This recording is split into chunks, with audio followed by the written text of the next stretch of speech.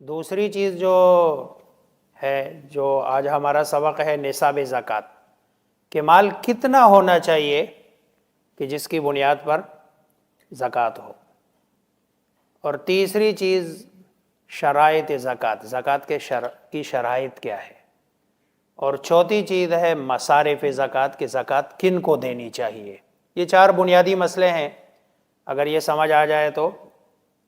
زکوٰۃ کے مسائل تقریباً اگر 100% نہیں تو 90% سمجھ آ جاتے ہیں۔ کل جو اموال زکوٰۃ میں ہم نے بتایا تھا کہ 4 ہی اموال ایسے ہیں کہ جن پر زکوٰۃ دی جاتی ہے۔ نمبر 1 سونا، نمبر 2 چاندی، نمبر 3 نقدی، نمبر 4 مال تجارت۔ یہ 4 اموال ہے کہ جن پر زکوٰۃ دی جاتی ہے۔ اس کے علاوہ باقی کسی بھی مال پہ زکوٰۃ نہیں دی جاتی ہے۔ اب یہ جو 4 اموال ہے، آج ہمارا دوسرا سبق ہے کہ کتنا ہو بندے کے پاس کہ جس کی بنیاد پر زکوٰۃ واجب ہو۔ چنانچہ سب سے پہلی جو چیز ہے وہ سونا ہے۔ سونا حدیث میں جو آپ کو ملے گا نا لفظ، وہ 20 دینار کا لفظ ملے گا، 20 دینار۔ آپ کو یہ 7.5 تولے والا لفظ نہیں ملے گا۔ میں صرف حدیث کا ٹچ اس لیے دے رہا ہوں تاکہ آپ کا بھی ذہن کھلے کہ بھئی یہ جو حدیث میں آپ کو لفظ ملے گا وہ ملے گا دینار کا، کہ بھئی 20 دینار جس بندے کے پاس ہے اس کے ذمہ زکوٰۃ واجب ہے۔ اب یہ 20 دینار ہے کیا، اور اس کی مقدار کیا ہے، اس کا وزن کیا ہے؟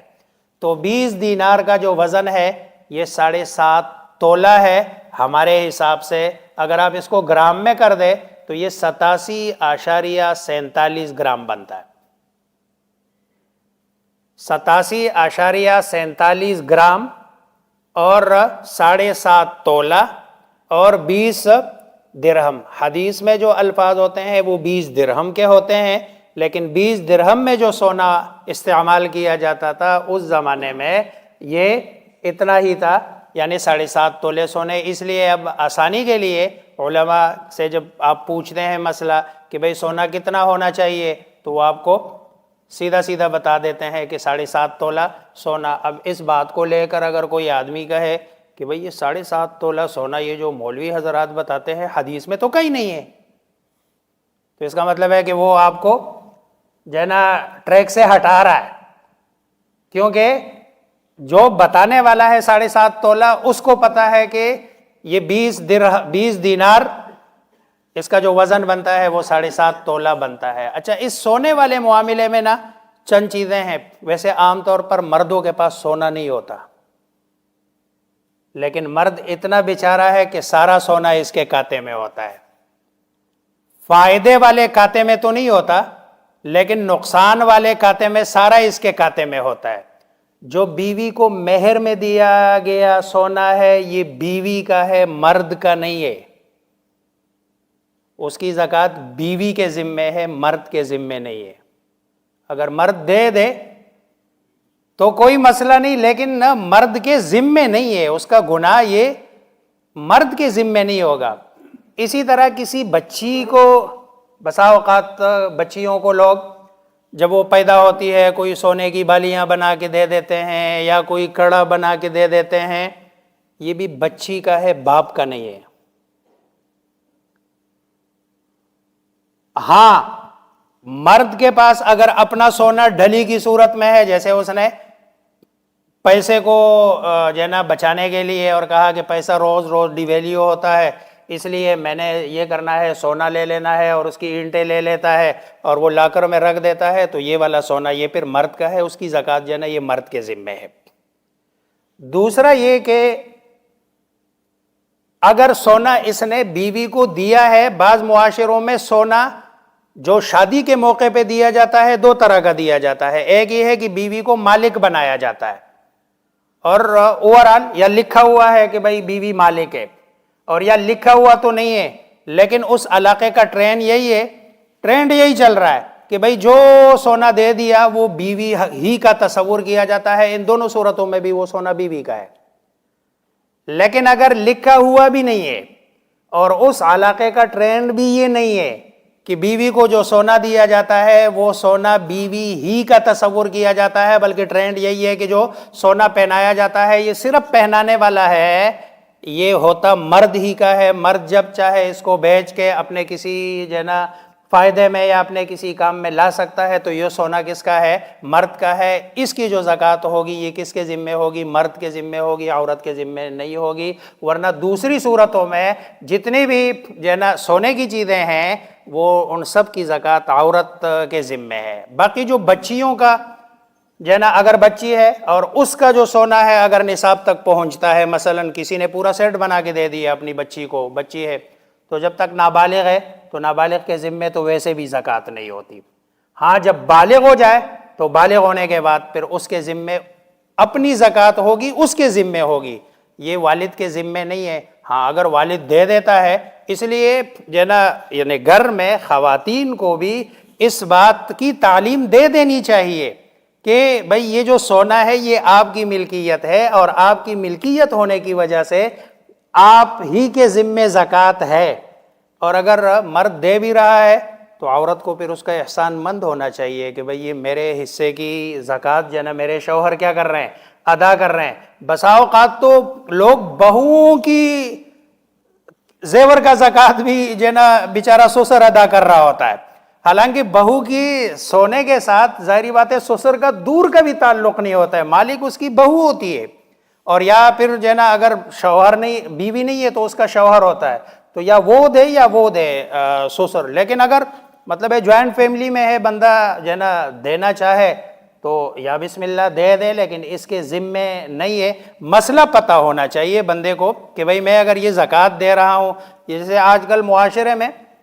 بہت ساری چیزیں ہیں، ویسے تو معاشرے میں مظلوم عورت کو کہا جاتا ہے، لیکن میرے خیال میں سب سے زیادہ جو مظلوم ہے یہ اس وقت کا باپ ہے، جس کو باپ کہتے ہیں نا، یہ سب سے زیادہ مظلوم ہے۔ کیوں؟ اس لیے کہ بہت ساری چیزیں اس کے ذمے ڈال دی گئی ہے، حالانکہ شرعی طور پر بہت ساری چیزیں اس کے ذمے نہیں ہے۔ بالغ ہونے کے بعد بچے کا خرچہ یہ باپ کے ذمے نہیں ہے، لیکن ہمارے معاشرے میں باپ 25 30 سال تک جو ہے نا باپ کیا کر رہا ہوتا ہے؟ خرچہ دے رہا ہوتا ہے، حالانکہ شرعی طور پر یہ اس کے ذمے نہیں ہے۔ اگر وہ نہیں دیتا تو وہ گناہگار بھی نہیں ہے۔ اچھا دیتا ہے لیکن اولاد اس کو سمجھتے بھی نہیں ہے، اولاد یہ سمجھتی ہے کہ یہ باپ کے ذمے ہے اور یہ حق ہے کہ بھئی یہ ہمیں دے، حالانکہ وہ حق نہیں ہے، یہ باپ کا اس کے اوپر کیا ہے؟ احسان ہے کہ جو وہ اس پر خرچ کر رہا ہے۔ تو پہلی چیز ہے یہ سونا 7.5 تولے، چاندی یہ 200 درہم، 200 درہم کا یہ 52.5 تولے جو ہے نا بنتا ہے، اور گراموں میں اگر آپ کہے 612.35 گرام یہ جو ہے نا چاندی، یہ ہے جو ہے نا اتنا اگر چاندی ہو کسی کے پاس تو پھر اس کے ذمے زکوٰۃ ہے۔ یہ جو نقدی اور مالی تجارت ہے ان کا اپنا کوئی نصاب نہیں ہے، ان کا اپنا کوئی نصاب نہیں ہے، لہذا اس کو جو ہے نا اس کے نصاب کا اعتبار چاندی کے ساتھ کیا جائے گا، اور چاندی کی جو قیمت ہے اس قیمت کے ساتھ اس کا اعتبار کیا جائے گا کہ اگر کسی آدمی کے پاس نقدی ہے یا مالی تجارت ہے، ان دونوں کو ملا کر اگر کسی آدمی کے پاس اتنا پیسہ بنتا ہے کہ جو 52.5 تولے چاندی کی قیمت کے برابر تک پہنچتا ہے، تو یہ بندہ بھی صاحب نصاب ہے۔ اور یہ 4 چیزیں اتنی ان میں سے ایک اگر کسی کے پاس ہو یا ساری ہو تو یہ وہ مخصوص مقدار ہے جس کا مالک بننے سے بندہ شرعی طور پر مالدار کہلاتا ہے، اور یہی نصاب ہے۔ پھر اس کی عقلی طور پر زکوٰۃ کی جو عقلی طور پر جو ہے نا 5 صورتیں بنتی ہے۔ کسی کے پاس مثلا کوئی چیز، کسی کے پاس خالص سونا ہے، باقی کوئی چیز نہیں ہے، تو پھر اس میں 7.5 تولے یعنی گویا یہاں وزن کا اعتبار ہوگا، قیمت کا اعتبار نہیں ہوگا۔ 7.5 تولے سے ایک ماشا بھی اگر کم ہے تو اس کے ذمے زکوٰۃ نہیں ہے۔ 7.5 تولے یا اس سے زیادہ اگر اس کے پاس ہو، لیکن یہ تب ہے کہ جب صرف اس کے پاس سونا ہے، اور اگر صرف کسی کے پاس چاندی ہے تو صرف 52.5 تولے کے برابر یعنی جو مقدار ہے، وزن ہے، اس کا اعتبار ہوگا، قیمت کا اعتبار یہاں پر بھی نہیں ہوگا۔ لیکن اگر کسی کے پاس ان چاروں میں سے 2 یا 3 یا 4 جو ہے نا مختلف چیزیں ہیں، تو اس صورت میں پھر وزن کا اعتبار نہیں ہوگا، پھر قیمت کا اعتبار ہوگا، اور قیمت بھی 52.5 تولے چاندی کی قیمت کا، کہ 52.5 تولے جو ہے نا چاندی کی قیمت کے برابر اگر کسی کے پاس ہے تو پھر اس کے ذمے زکوٰۃ ہے، ورنہ یہ صاحب نصاب ہے اور یہ نصاب کا مالک ہے، اس کے ذمے زکوٰۃ ہے، ورنہ زکوٰۃ نہیں ہے۔ اچھا، یہ جو 3 چیزیں ہیں، جو سونا، چاندی اور نقدی، یہ شریعت نے اس کو مطلب ہے اموال زکوٰۃ میں سے کیوں شمار کیا اور ان کی زکوٰۃ کیوں ہوتی ہے؟ یہ 3 چیزیں ایسی ہے کہ جس میں فطری طور پر بڑھنے کی صلاحیت ہے، کیونکہ یہ چیزیں وہ ہے کہ جس کا تبادلہ کیا جاتا ہے، تبادلہ کیے بغیر اس سے پہلے زمانے میں دینار، درہم، آج کل کے زمانے میں نقدی، یہ 3 چیزیں ایسی ہے کہ جس کا تبادلہ ہوتا ہے، تبادلے کے بغیر اس سے فائدہ اٹھانا ممکن، اور جن چیزوں کا آپس میں تبادلہ ہوتا ہے نا، تو تبادلے کی وجہ سے چیزوں میں بڑھوتری آتی ہے اور وہ چیزیں بڑھتی رہتی ہے، اس میں نمو اور نشو و نما ہوتی ہے۔ اس لیے ان 3 چیزوں کو تو شریعت نے سیدھا اموال زکوٰۃ میں سے قرار دیا، اور یہ مال تجارت کو زکوٰۃ میں سے اس لیے کہ مال تجارت میں بھی کیا ہوتی ہے؟ لین دین اور لینا دینا ہوتا ہے، اس میں بھی بڑھوتری کی وجہ سے ان 3 چیزوں کے ساتھ جو ہے نا شمار کیا گیا ہے، اور ان 3 چیزوں کی بنیاد پر جو ہے نا اس میں بھی زکوٰۃ کو لازم اور واجب قرار دیا گیا ہے۔ کل کے سبق میں جو ہے نا کچھ ساتھیوں نے آخر میں 2-3-4 سوال کیے تھے، میں اس کو جو ہے نا ایکسپلین کر دیتا ہوں۔ ایک جو ہے نا بعض ساتھیوں نے جو اس کی زکوٰۃ کا مسئلہ بتایا تھا کہ بھئی جانوروں کی زکوٰۃ کا، آپ ادھر جانوروں کا میرے ذہن میں اس لیے تھا کہ جانور چونکہ زیادہ تر یہاں لوگوں کے ہوتے نہیں ہیں، یا اگر ہوتے ہیں تو وہ اس کی نصاب مطلب ہے وہ اتنے زیادہ نہیں ہوتے کہ وہ نصاب تک پہنچے۔ دیکھو، جانور رکھنے کی جو ہے نا 2 ہی بندے کی پاس جو جانور ہوتے ہیں اس کی 2 ہی صورتیں ہیں۔ اگر وہ جانور کا کاروبار کرتا ہے، مطلب ہے خریدتا بیچتا ہے، پھر تو یہ اس میں سے ہے مال تجارت میں۔ اگر ایک جانور ہے اس کے پاس، یا 2 ہے یا 10 ہے یا 50 ہے یا 100 ہے،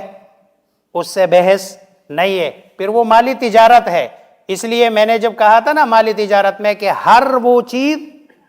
جس کو آپ بیچنے کی نیت سے خریدتے ہیں، چاہے وہ جانور ہے، چاہے وہ کوئی اور چیز ہے، پلاٹ ہے، گھر ہے، مکان ہے، جو بھی ہے۔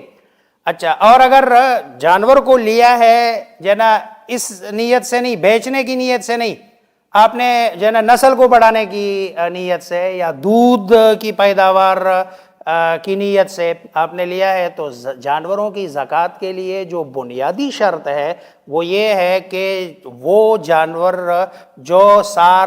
سارا سال یا سال کا اکثر حصہ باہر چرتا ہو، زکوٰۃ ان جانوروں کی قیمت پر ہے۔ جس کو گھر میں کھلایا جاتا ہو، ان جانوروں کی قیمت، ان جانوروں پر زکوٰۃ نہیں ہے۔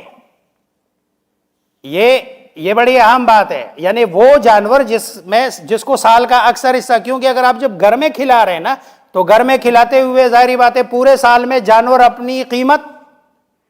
کھا جاتا ہے تقریباً، جب آپ گھر میں کھلا رہے ہوتے تو وہاں آپ کے ذمے زکوٰۃ نہیں ہے۔ ہاں، اگر جانور پورا سال یا سال کا اکثر حصہ، مثلا 7 مہینے، 8 مہینے، 9 مہینے یہ باہر چرتا ہے، اور 1-2 مہینے آپ کو گھر میں کھلانا پڑتا ہے، تو پھر وہاں پر جانوروں کی زکوٰۃ ہوگی، اور اس سے پہلے یہ جانوروں کی زکوٰۃ نہیں ہے۔ ہاں، البتہ جو لوگ دودھ کے لیے رکھتے ہیں اس کو، تو دودھ ظاہری بات ہے وہ دودھ بھی مال تجارت میں سے ہے۔ جب آپ بیچ رہے ہیں کسی چیز کو، تو پھر اسی دودھ کا جو پیسہ آپ کے پاس بچتا ہے اسی کو، اگر وہ نقدی میں ہے تو نقدی ہے، اور اگر دودھ آپ کے پاس پڑا ہوا ہے تو وہ آپ کا مال تجارت ہے، اور اسی کی جو ہے نا کیا ہے، زکوٰۃ دینی ہوگی۔ یہ والی جو ہے نا چیز، اگر اس سے متعلق کسی کا کوئی سوال ہے تو اس سے متعلق سوال کر سکتے ہیں۔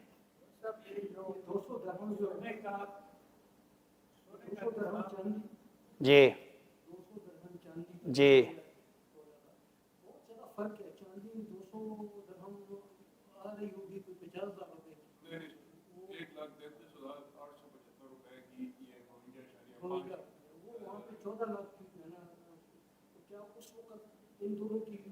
دیکھو، دیکھو ادھر بھی دیکھو ادھر بھی دیکھو نا، سونا کتنا ہے 20 اور 200 درہم، یہ اس وقت کی ریشو ہے 20 اور نہیں برابر نہیں ہے نا، ریشو دیکھے نا آپ، 110 کا ریشو ہے، 10 درہم کا 1 دینار ہے، یہ حدیث کے الفاظ ہے، یہ 20 دینار اور 200 درہم، یہ حدیث کے الفاظ ہے، ٹھیک ہے۔ ہم نے تو صرف اس کو کیا کر دیا ہے، آسانی کے لیے تولے میں کنورٹ کر دیا، باقی یہ جو 20 اور اب دیکھو نا 110 کا یہاں پر بھی ایک طرف 1 ہے اور دوسری طرف کیا ہے 10 ہے، تو یہ ریشو اس وقت بھی ہے، رسول اللہ صلی اللہ علیہ وسلم کے زمانے میں بھی ہے، اس لیے وہاں 20 اور یہاں 200، اس لیے وہاں 7.5 اور یہاں 52.5۔ جی جی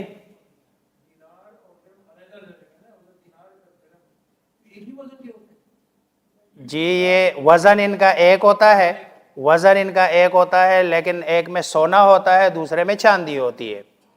جی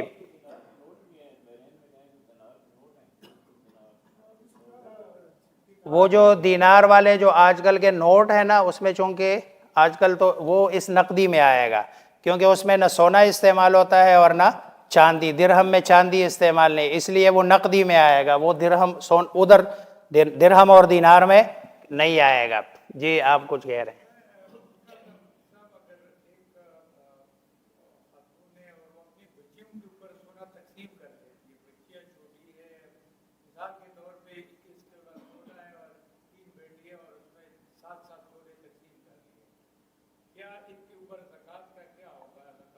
دیکھو اگر وہ 7 تولے تقسیم کرتی ہے اور اگر نیت یہ ہو کہ میں زکوٰۃ سے بچ جاؤں، تو یہ تو بہت ہی مطلب یہ ہے بری نیت ہے، اور نعوذ باللہ ثم نعوذ باللہ یہ اللہ کو دھوکہ دینے والی بات ہے۔ لیکن اگر واقعی اس کے ذہن میں زکوٰۃ والی بات سرے سے ہی نہیں ہے، اور وہ سمجھتی ہے کہ بھئی یہ سونا جو میرے شوہر کا یا میرا رکھا ہوا ہے، چلو میں بچیوں میں اس کو تقسیم کر دیتی ہوں، تو اگر وہ تقسیم کر دیا، اور تقسیم کرنے کے لیے 2 چیزیں ضروری ہے، ان کو قبضہ بھی دے دیا، مالک بھی بنا دیا۔ قبضہ دینے کا مطلب یہ ہے کہ بھئی ان کے ہاتھ میں دے دیا، مالک بنانے کا مطلب یہ ہے کہ وہ اگر اس کو بیچنا چاہے تو یہ ماں اس میں انٹرفیرنس پھر نہ کرے، تو یہ پھر اس صورت میں اگر وہ 7.5 سے کم ہے تو ان کے ذمے زکوٰۃ نہیں ہوگی۔ جی اپنے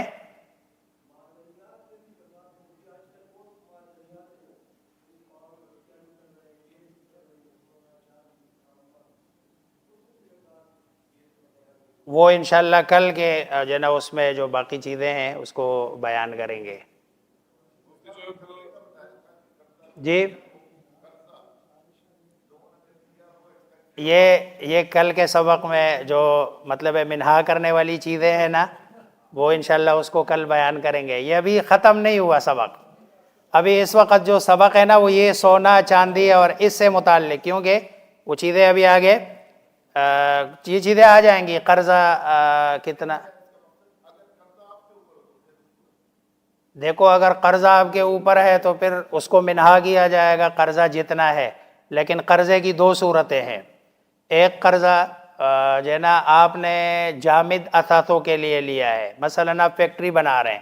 تو فیکٹری میں آپ نے وہاں مشینری لگانی ہے، آپ نے قرضہ مشینری کے لیے لیا ہوا ہے، آپ نے قرضہ جو ہے نا اسٹرکچر کے لیے لیا ہوا ہے، وہ والا قرضہ منہا نہیں کیا جائے گا، کیوں؟ اس لیے کہ اس کے ذمے زکوٰۃ نہیں ہے، البتہ جو آپ نے خام مال تیار کرنے کے لیے قرضہ لیا ہوا ہے اس کو منہا کیا جائے گا، کیوں؟ اس لیے کہ خام مال کے ذمے کیا ہے؟ زکوٰۃ ہے، یعنی جہاں قرض آپ لے رہے ہیں نا، اگر وہ آپ اس مقصد کے لیے لے رہے ہیں کہ جو قابل زکوٰۃ اموال ہے وہاں آپ یوز کر رہے ہیں تو اس قرضے کو تو منہا کیا جائے گا، لیکن اگر آپ نے اسٹرکچر بنایا یا جو ہے نا مشینری لی ہے اور اس کے لیے آپ نے قرض لیا، بھلے وہ کروڑوں روپے کا قرض ہے، اس کو منہا نہیں کیا جائے گا، کیونکہ وہی کروڑ روپے آپ کا آلریڈی آپ کے جو ہے نا اس میں اسٹرکچر میں کیا ہوا ہے؟ پڑا ہوا ہے اس کو منہا نہیں کیا جائے گا، ورنہ اس صورت میں تو میرے خیال میں سارا پاکستان کہیں نہ کہیں جو ہے نا قرض دار ہی ہے، لوگوں نے کروڑوں روپے کی جائیدادیں بنائی ہوئی ہے اور جو ہے نا ادھر ادھار لیا ہوا ہے، ادھر جب پیسے کا حساب کرتے ہیں ادھر اس پہ تو زکوٰۃ ہے نہیں،